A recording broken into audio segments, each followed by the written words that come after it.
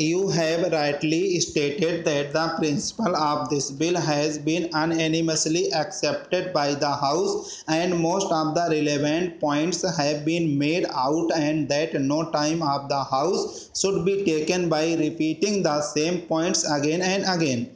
One of the points on which I want to lay stress and which is being disputed again and again by the Treasury benches is the question of cottage industries. Though you pointed out to them yesterday that there is provision in this bill to take into consideration the cottage industries also and the Honorable the Deputy Minister realized it again, there was a point raised by Mr. Sidhwa today and the Honorable Speaker who was in the chair at the time said that the scope of the bill is confined only to the consideration of protection to industries as against foreign industries, that is to give protection to the indigenous industries as against imported goods, and the question of cottage industry does not come in here. The Honorable Deputy Minister detoured this. Unless protection is given to indigenous industries, we shall not be able to develop industrially. I wholeheartedly support this proposition. I am not against it. When I speak of cottage industries, I do not for a moment think that our country should not be developed on the same lines as the other countries in the world. I want that every villager should have the same amenities that we sitting in this house have. Every villager should have these furnitures, fittings, houses and so on. The only thing is that the existing economy should not be disturbed and sacrificed before substitute arrangement is made.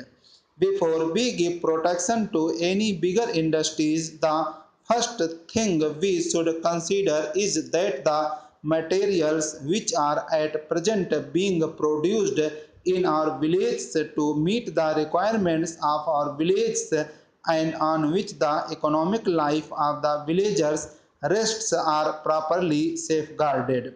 We should see that we have sufficient quantity of consumer goods to meet the necessities of all people in the country, and nothing is done merely in the interest of 10% of the people at the sacrifice of existing village economy before making sure of some better substitute. I find that at the present moment our attention is confined to the amenities and requirements of a portion of the population only. The other day, my honorable friend Mr. Krishnamachari, whom I regard as a great economist and who knows finance, etc., and looks to the interests of the country and gives very good advice, said that we do not want to go to medieval age and the luxury of yesterday is the necessity of today, and that few articles which we import today from many foreign countries and the few industries which we are starting for recreation and amenities of the people should not be grudged. I agree with him. I do not grudge them, but looking to the condition as it is today and the circumstances under which we are placed and over which we have no control, if we want to develop our country on the same basis as other countries have done industrially and otherwise, we do not have at our command all the necessary materials and we simply cannot do it with the speed we want. We have to depend upon others.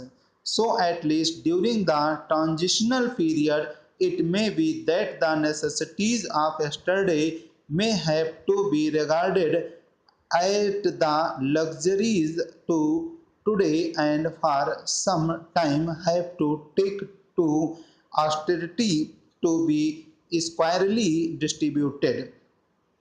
I welcomed this bill most heartily when I went through it, but when the deputy minister was speaking, he probably overlooked or gave scant attention to the point. I am referring to clause 14 is regard to the reference to the Commission on matters arising out of protection. Of the things mentioned, there are different sectors of the country economy on which the Commission may inquire and report. Whenever we start new industries and give protection to them, this clause is always neglected. It should not be merely that the central government may also refer, but they must refer to this as one of the conditions under clause 14. When the Fiscal Commission recommends that this tariff commission should take so many points into consideration, the different sectors of the country's economy must be one of the points that must be taken into consideration. The other day, there was a question about the acquisition of the shipping yard when we had to pay rupees 2 to 3 crores for acquiring it. One of the points we took into consideration was the unemployment of 4,000 workers, and for keeping them in employment we suffered a loss in view of the agitation that was carried on. We sacrifice the existing necessary supply of the villagers and throw them out of employment without making any arrangement for their substitute requirements and without providing them with alternative employment.